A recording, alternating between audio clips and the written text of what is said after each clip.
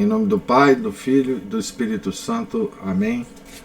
Ave Maria, cheia de graça, o Senhor é convosco. Bendita sois vós entre as mulheres. Bendito é o fruto do vosso ventre, Jesus. Santa Maria, Mãe de Deus, rogai por nós, pecadores, agora e na hora de nossa morte. Amém. São Felipe Neri, rogai por nós. Nossa Senhora de Fátima, rogai por nós. Em nome do Pai, do Filho e do Espírito Santo. Amém. Então, vou continuando aqui a leitura da biografia do São João Bosco, escrita por Henri Guéon. Estamos aqui na página 90 e vimos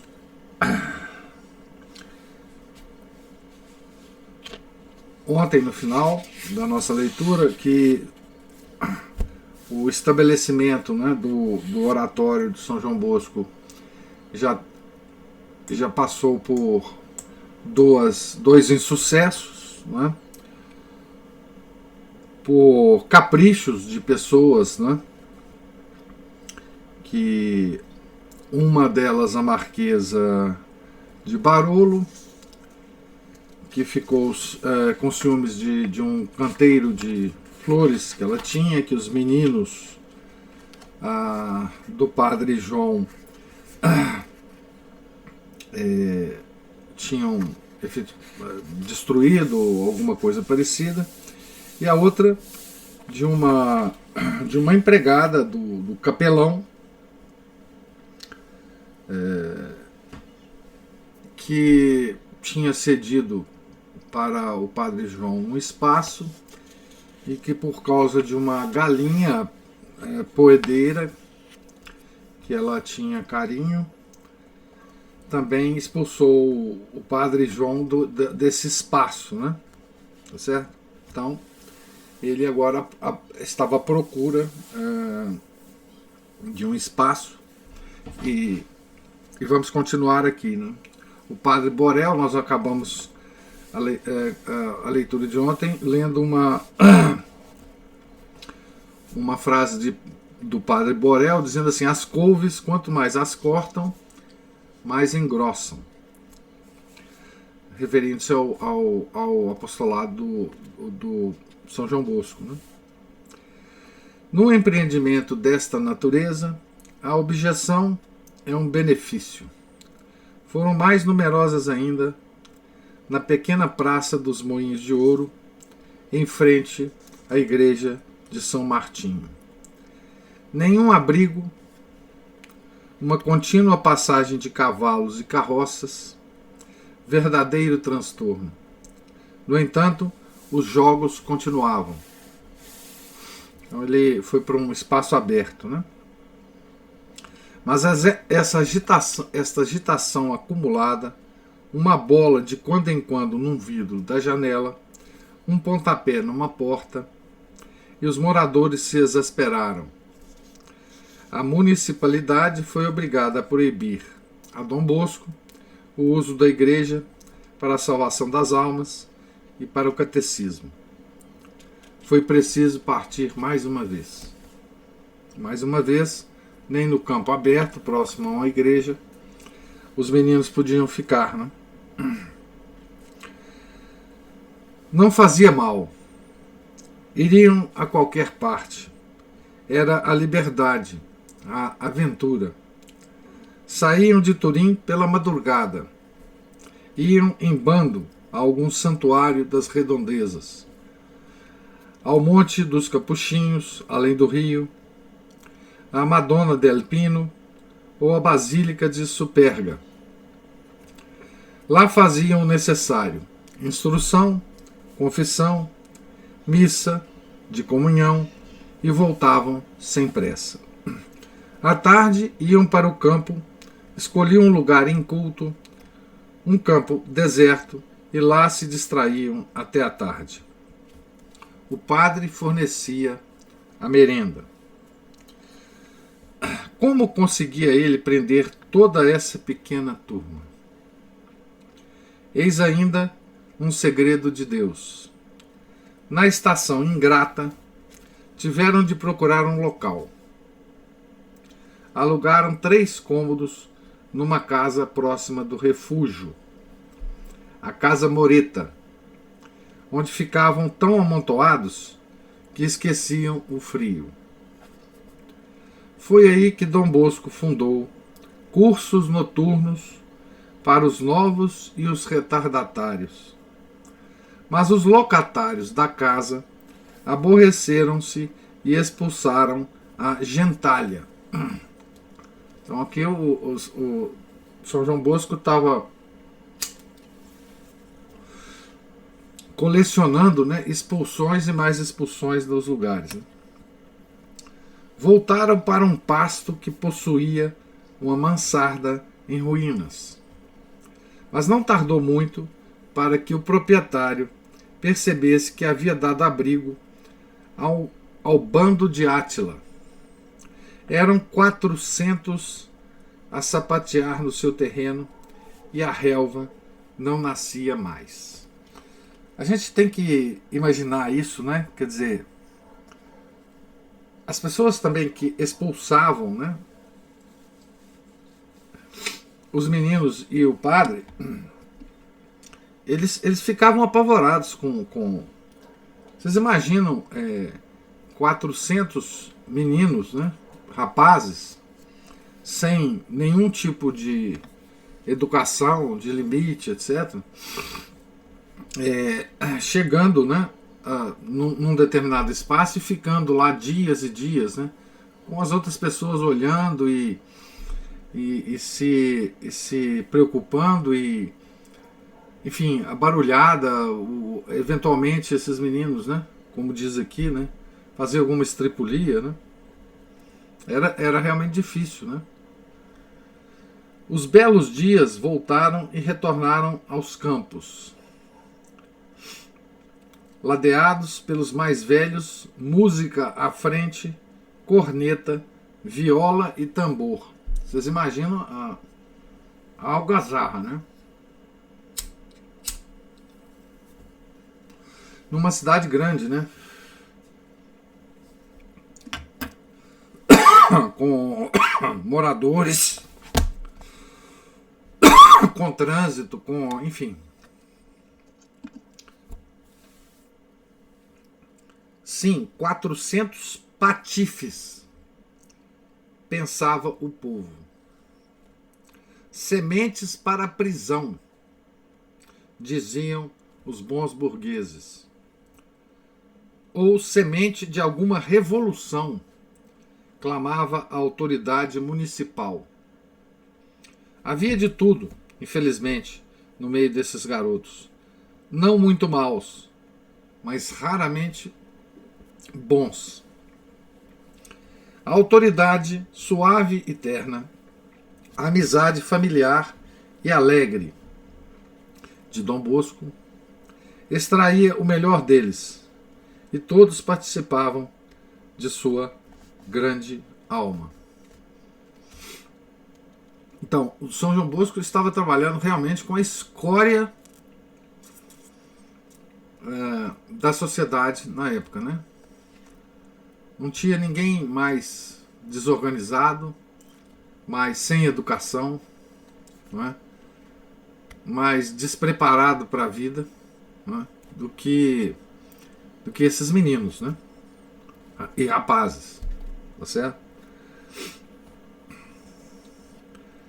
Sofria, na verdade, muitas decepções, mas tinha alegrias e consolo. Era essa escória, né, da sociedade, era exatamente aqueles animais selvagens, né, daquele sonho, aquele primeiro sonho de São João Bosco, né? Sofria, então, na verdade, muitas decepções, mas tinha alegrias e consolo.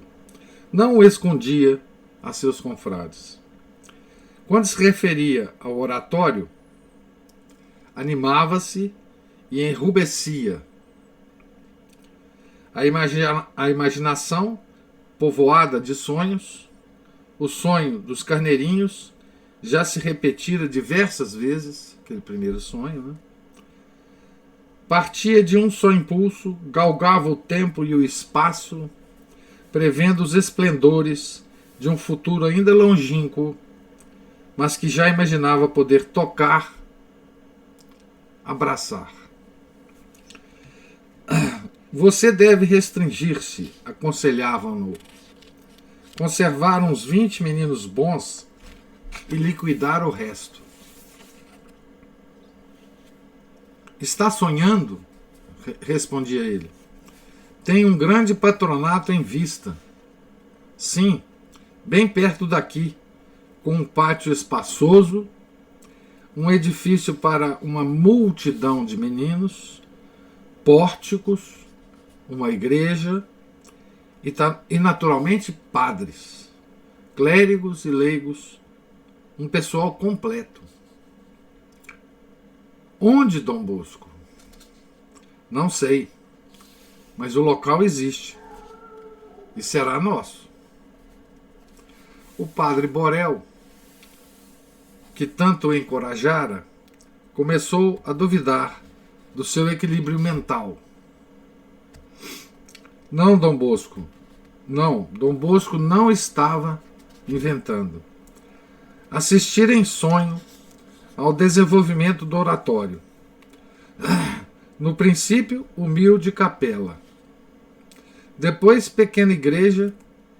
E, enfim, um enorme templo sobre solo regado pelo sangue dos mártires. Outros prédios em volta. Uma praça pululando de mocidade e no meio um monumento, o seu. Viu-se auxiliado por todos que se haviam negado tanto tempo e convenceu-se de que, para continuar sua obra, deveria fundar, dentro em breve, o Instituto Salesiano. Então, vocês imaginam que aqui, enquanto Dom Bosco estava sonhando isso tudo, e vendo, né, com os olhos da mente, todo esse complexo de prédios e etc., ele não tinha nada, ele não tinha um teto para os meninos. Ele só tinha repulsa, né? Tá certo?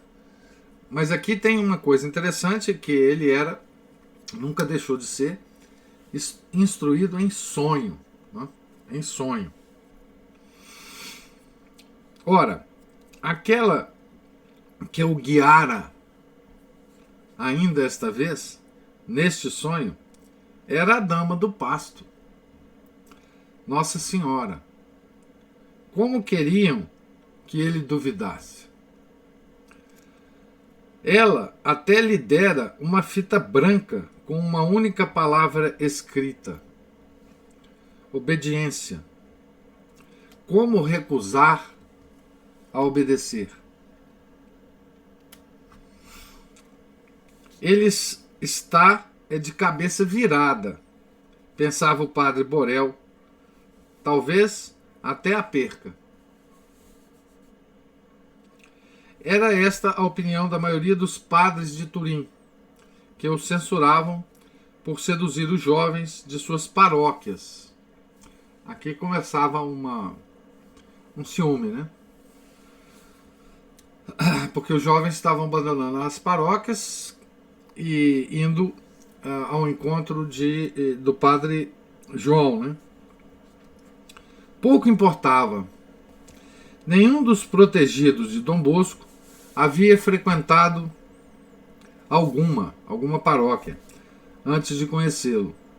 Dom Bosco tinha êxito, enquanto seus colegas, neste particular, nada faziam. Também não foram eles os últimos a insinuar que Dom Bosco estava ficando louco e que sua santa vagabundagem comprometia a igreja e desonrava a batina. Então, essas aqui são todas as acusações, né, que Dom Bosco então começou a suportar, né? O Marquês de Cavour, governador de Turim, chamando-o, intimou-o a dissolver, no mais breve prazo possível, seu bando de amotinadores. Aqui então, nós estamos vendo aqui o envolvimento da autoridade temporal, municipal, né? Não só a igreja já estava, através dos padres, né, já estava preocupada com o fenômeno, como também agora o poder municipal, né? Porque esses meninos eram preocupação, né, de algazarra, etc., o poder municipal. E veja, se a gente pensar bem,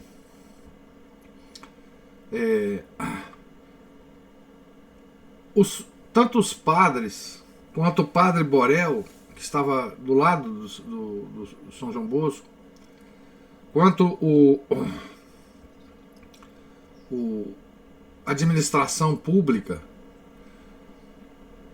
elas estavam certas dentro dos padrões deles. Né? Como um padre se dignava a fazer um trabalho desse tipo, né? Com a escória da sociedade, né? Era uma coisa, e causando um certo distúrbio na cidade, né? Então, isso também é característica da vida dos santos, quando fazem um trabalho assim de externo tão diferente, né? Eu lembro aqui, por exemplo, que esse distúrbio no clero e no poder temporal da cidade foi também o caso da Santa Bernadette em Lourdes, né?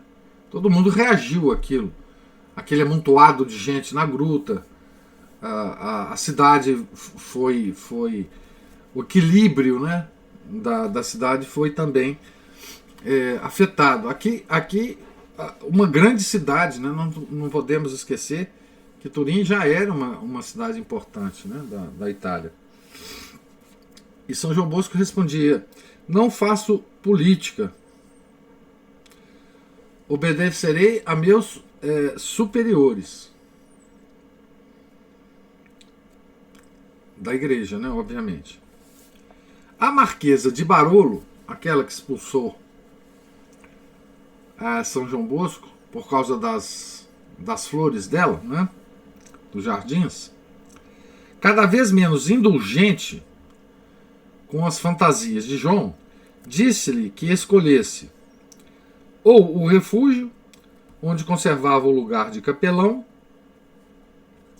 ou o oratório, perdendo nesse caso todos os seus recursos. Então lembra que ele era capelão de uma casa chamada Refúgio, que a Marquesa de Barolo mantinha financeiramente, né? Então a Marquesa de Barolo, provavelmente incitada pelo clero e pela municipalidade, né, ameaçou então ao padre João dele perder, né, aquele suporte financeiro que ele tinha, né? E ele respondeu: não posso afastar-me. Ele explicou ele a benfeitora: não posso afastar-me do caminho que a providência me traçou. Minha escolha está feita. Prefere seus vagabundos a meu orfanato? Exclamava a irracível dama. A loucura aumentava. Discutiram, e depois de rápida averiguação, que confirmou o diagnóstico, decidiram pô-lo em repouso num hospício.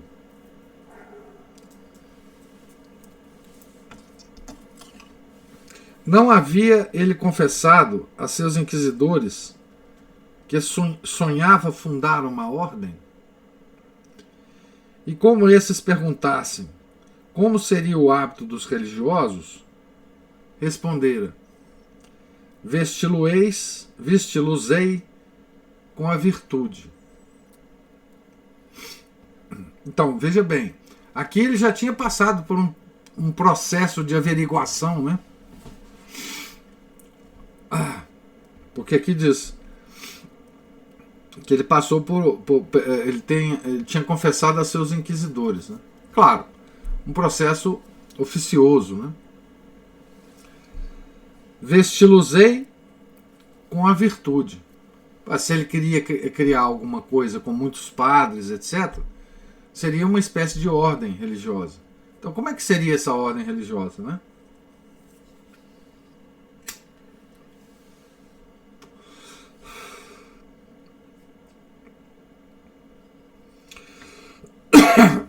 Iriam pelas ruas em mangas de camisa, como operários, pedreiros. Isto era para mostrar-lhes que o hábito não faz o monge e que a pobreza nunca era demais para um verdadeiro apóstolo.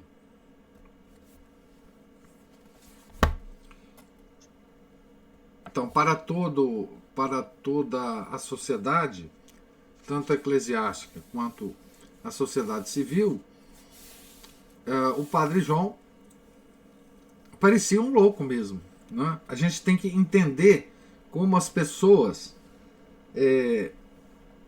viam o trabalho do Padre João e como que essas reações eram naturais, tá certo? Eram naturais.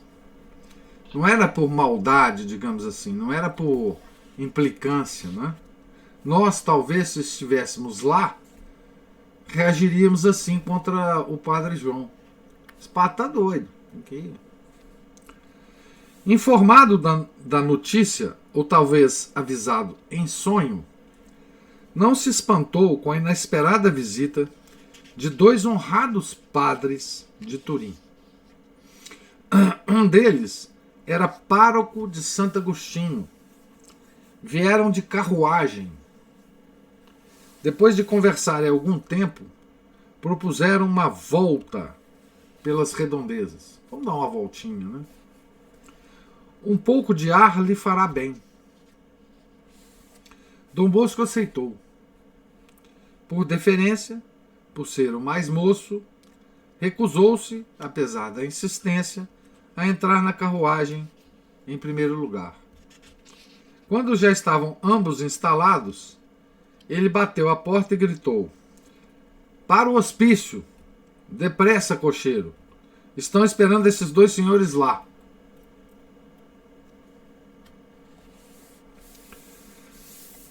Que coisa incrível, né? Quando estes lá desceram, estavam tão furiosos que passaram por loucos e quase foram internados.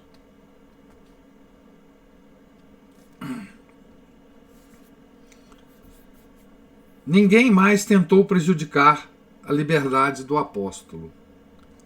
Quando parecia abandonado por todos, sem condições, sem apoio, sem ter onde abrigar sua rapaziada, e talvez nem a ele próprio, eis que um bom homem apresentou-se, oferecendo-lhe por 30 francos por mês um hangar num terreno baldio onde poderiam abrigar-se e recrear-se.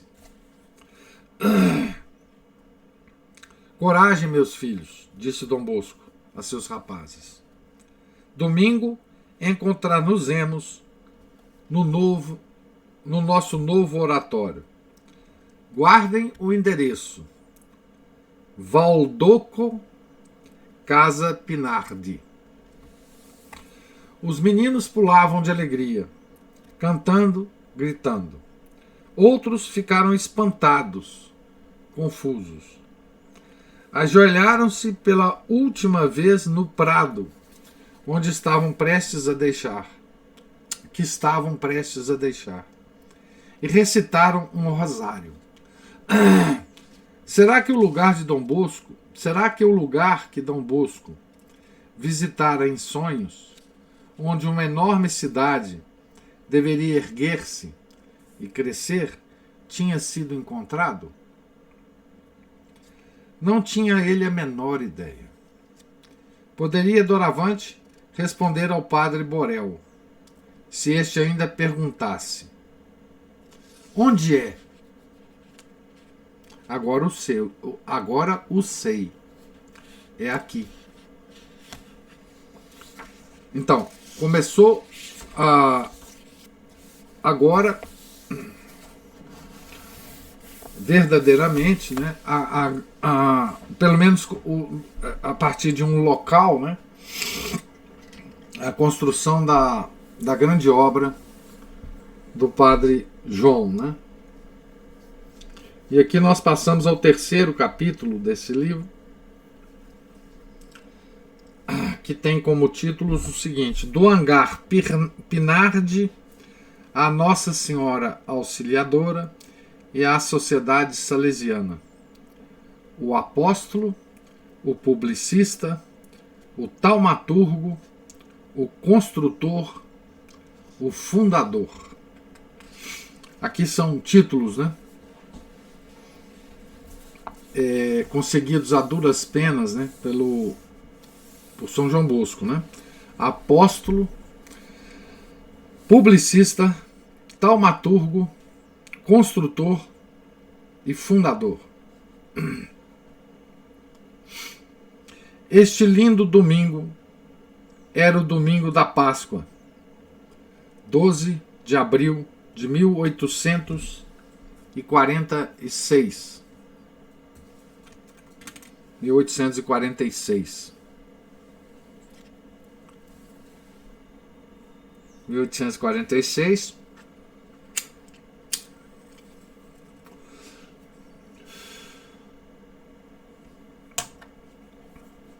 Meados do século XIX, né? Os sinos das redondezas de Roma ressoavam em todos os campanários de Turim. Festejavam a ressurreição de Cristo e a ressurreição do oratório. O oratório possuía sua igreja. Toda a jovem turma em marcha colocou-se logo em frente. Não era o confortável santuário de São Francisco de Assis, nem a gigantesca nave da catedral, nem a consolata, que se assemelhava a uma colmeia de abelhas com células de ouro, mas uma sala úmida e baixa, com paredes disjuntas e vigas estragadas, cavadas em caverna ao lado e sob uma pobre casa suburbana. A água do pátio inundava no tempo de chuva e quase se podia patinar no tempo de gelo. Tiveram de abaixar o nível do solo para não estragar as vigas. Era um brejo coberto por um teto. Chamá-lo de hangar Pinardi era um elogio. Quanto à casa, da qual era anexo, a casa Pinardi, era um casebre de um andar, com sacada de ferro e trapos estendidos, suja, trepidante, decrépita e repleta de locatários asquerosos. Mas ainda havia coisa pior. A hospedaria da jardineira, entre aspas esse nome, atrás do pequeno muro, em frente à porta do hangar, era uma taberna mal frequentada por rapazes de toda espécie e abrigava, além disso, as reuniões clandestinas de uma associação de valdenses. Não era ignorado que esta seita militante jurara a morte do catolicismo romano.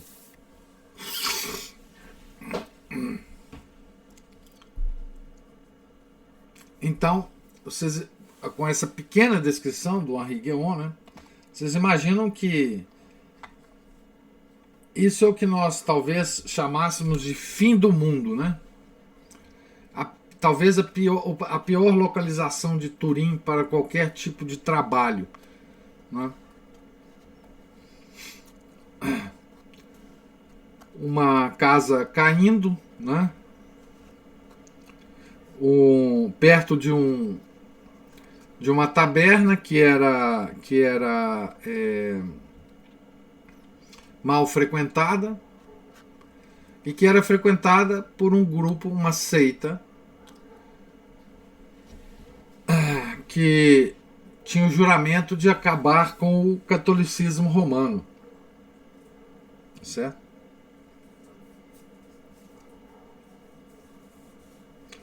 Todo o quarteirão estava jubiloso. Ele se estendia além do refúgio e da obra Cotolengo, sobre um mosaico informe de terrenos baldios, de cloacas, de jardinzinhos, de poços fecais, de imundícias, e o caminho estava sempre cheio de vagabundos.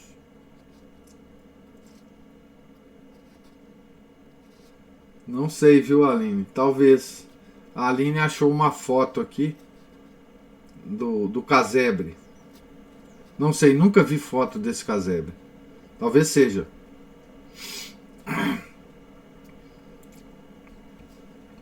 Mas aqui, vocês veem, ó, tá, inclusive a localização, né?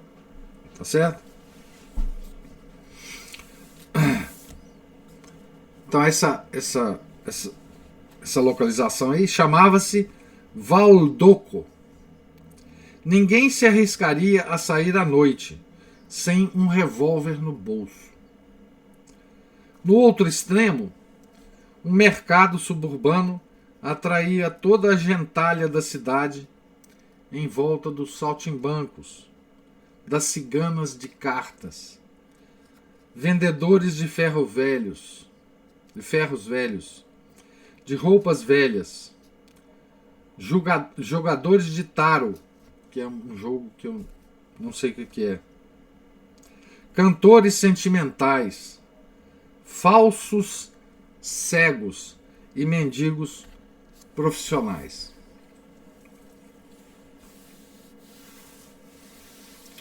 Um verdadeiro pátio de milagres. Dom Bosco tinha a intenção, quando ali se estabeleceu, de tributar a este título todo o seu significado, toda a sua natureza sobrenatural. Pátio de milagres. Estava disposto a pregar em sua porta a imperiosa inscrição que num sonho fora traçada pela própria Virgem Maria sobre o frontispício do futuro instituto. Esta casa é minha casa. Ela irradiará minha glória. Ec est domus mea, inde gloria mea.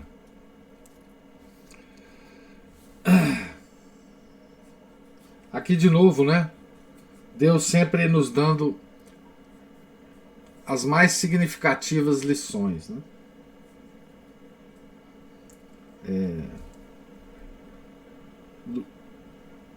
Deus tira, né, desse ambiente, dessa imundície, né, tudo o que Ele quer tirar, porque todas as condições humanas indicam que aquilo ali não vai dar certo, né? E aí exatamente que Deus age, né? O hangar transformou-se em capela. Seu mobiliário consistia em um altar de madeira e alguns bancos. A sua iluminação de uma velha lâmpada a óleo. Ele devia servir, além disso, de uma sala de estudo ou de aulas e de recreio. Mas a obra dispunha, incontestavelmente, de um grande terreno para os jogos, dando para o hangar. Pior para os vizinhos.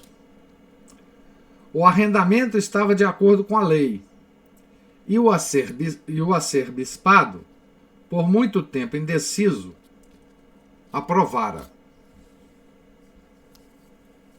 Então, ele tinha a aprovação do bispo, né?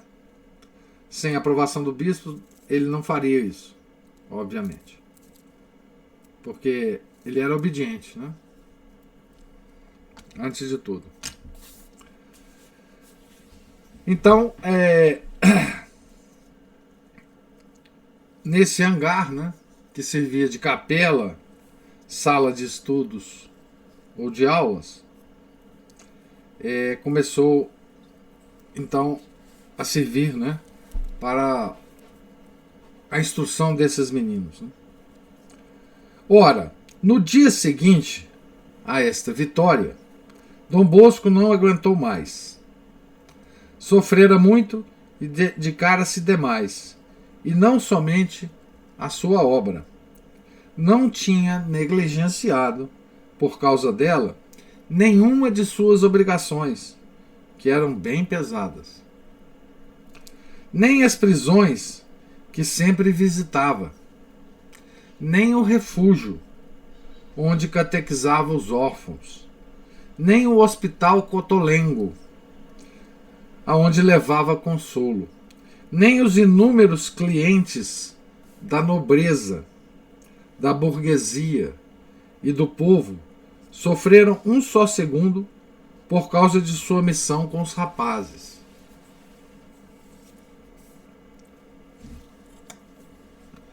A característica da caridade é não conhecer limites.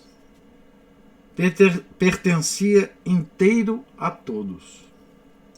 E quando se pensa nos aborrecimentos, nas repulsas, nas calúnias, nas perseguições e tantas preocupações sem fundamento que se juntavam às suas responsabilidades diárias, não se consegue compreender como resistiu tanto tempo. Quantas caminhadas, quantas jornadas para conseguir trabalho, teto e pão para seus garotos. Quantas confissões, sermões familiares, jogos. Quanta paciência e que tenacidade. Quanto dinheiro gasto antes de possuí-lo. Quantas almas difíceis, sombrias, reservadas, que só se reconquistam na 10ª vez, ou que se perdem. E como aceitar a perda? Quantas vigílias prolongadas, noites roubadas, refeições suprimidas. Quantas correntes de ar, aguaceiros, nevoeiros, golpes de vento, a batina encharcada, o suor que não deixou secar, um resfriado descuidado, o estômago que se precisa fazer calar, as penas que entram pelo corpo.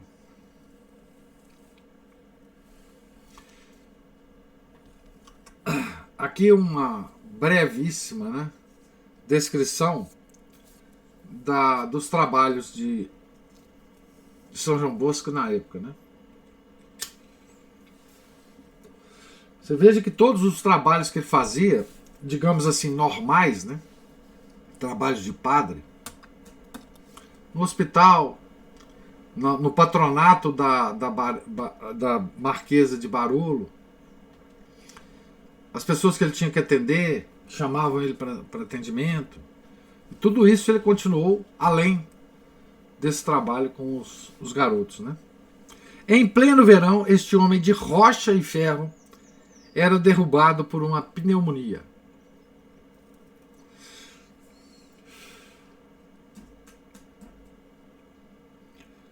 O coração violentado, uma espuma de sangue nos lábios, desmaiou no quarto que sua antiga protetora lhe cedia, por favor, mais alguns meses.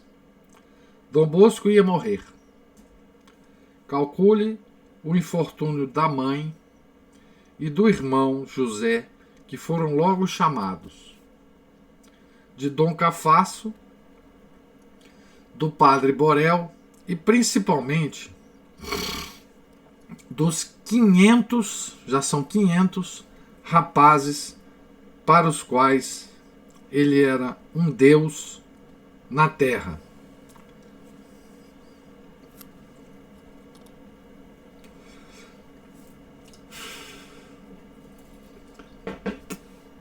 Então, Dom Bosco estava com a... Como é que chama isso hoje? Na era do coronavírus? Insuficiência respiratória, sei lá o quê. Né? Pegou pneumonia, né? Uns o velavam, outros o espiavam da porta. Todos queriam vê-lo, só por um instante. Não podendo fazer nada por ele, combinaram entre si uma desesperada oferta de orações. Mesmo os que rezavam pouco, mesmo os que rezavam mal, os que acrescentavam muito e os que nada acrescentavam às fórmulas de oração que lhes ensinara. Foi talvez para aperfeiçoar os ensinamentos e desabrochar neles a semente que plantara, que a divina providência lhes deu esta cruz. Eles se reuniam todos na Consolata, diante da estátua da Virgem, noite e dia, suplicando-lhe que curasse o seu pai adotivo. Isso os meninos, né? Os meninos, tá certo? Então agora que Dom Bosco estava de cama, ninguém os organizava, né? Eles iam por conta própria, né? Rezavam em seu leito rústico. Rezavam na escada. Alguns jejuavam. Outros faziam votos imprudentes, comprometendo-se a vida toda a fazer tal sacrifício cotidiano, a recitar em tal data tal parte do rosário. Só Dom Bosco nada pedia. Queria a vontade de Deus livremente, simplesmente. Foi preciso que seu amigo, o padre Borel, o obrigasse a repetir entre dentes: Curai-me, Senhor, se esta é vossa vontade, em nome de meus filhos. E Dom Bosco venceu o perigo. Deus lhe concedia mais 40 anos de vida, de beneficência e de labor. Sua primeira saída foi um triunfo.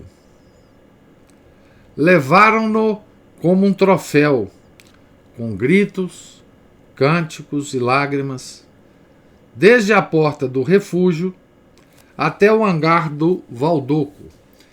Refúgio é o patronato, né, da Marquesa de Barolo. Então levaram ele, né, carregaram ele, os meninos, né.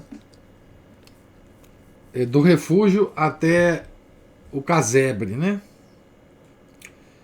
Diante do altar, entoaram o Te Deum. As casas de corrupção tremeram sobre suas bases pervertidas. As casas de corrupção que estavam em volta, né?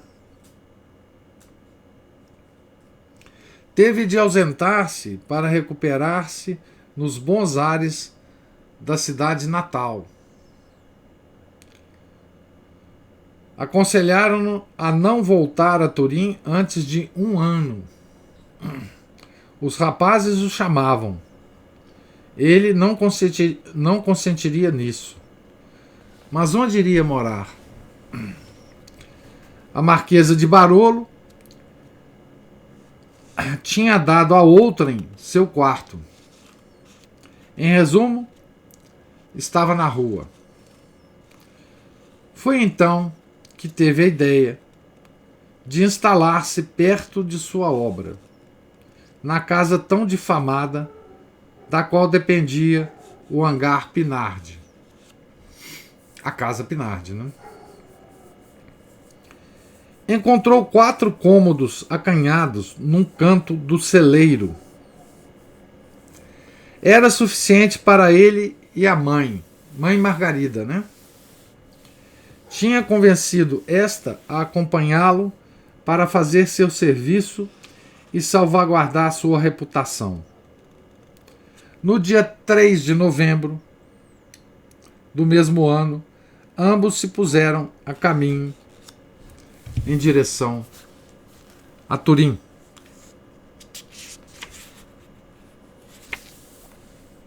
Então, vamos parar por aqui a leitura de hoje, porque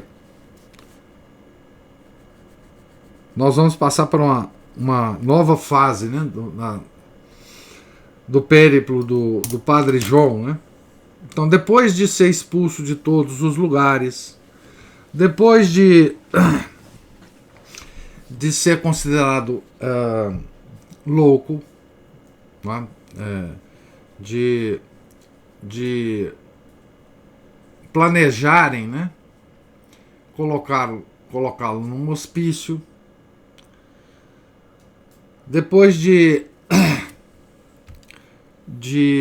ele achar esse pardieiro, né, que era a casa Pinardi, e o hangar do lado, que era a capela. Depois de uma doença grave, né? Lembre-se, né, gente? Na época de São João Bosco, não havia antibióticos, né? Tratamento da pneumonia, nem sei como é que era feito, né? Mas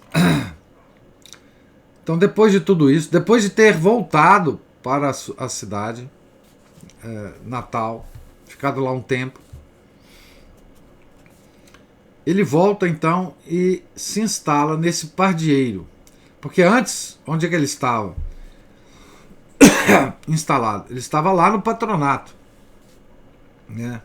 No refúgio da Marquesa de Barolo. Quando ele voltou, não tinha mais, né? A Marquesa deve ter se sentido um alívio, né? De poder ficar livre, né? Daquele padre tão problemático, né? E agora ele volta com a mãe Margarida para morar, então agora ele vai morar, né? Nessa região da cidade, que é de fato, talvez, né, pela descrição do Henri Guéon, a pior região de Turim, tá certo? Certamente ele nunca deixou de sonhar, né?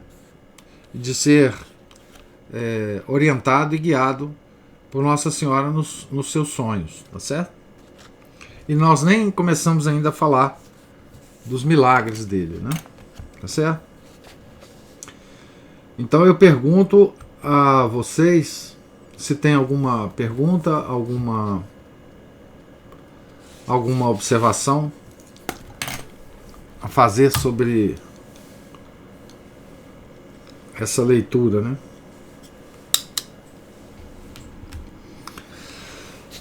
Então, Deus lhes pague pela paciência aí de me ouvir. Tenham todos um santo dia e amanhã nós nos encontraremos aqui, certo? Em nome do Pai, do Filho, do Espírito Santo. Amém. Ave Maria, cheia de graça, o Senhor é convosco. Bendita sois vós entre as mulheres, e bendito é o fruto do vosso ventre, Jesus.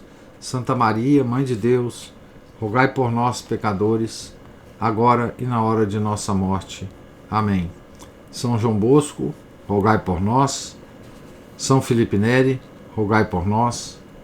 Nossa Senhora de Fátima, rogai por nós. Em nome do Pai, do Filho, do Espírito Santo.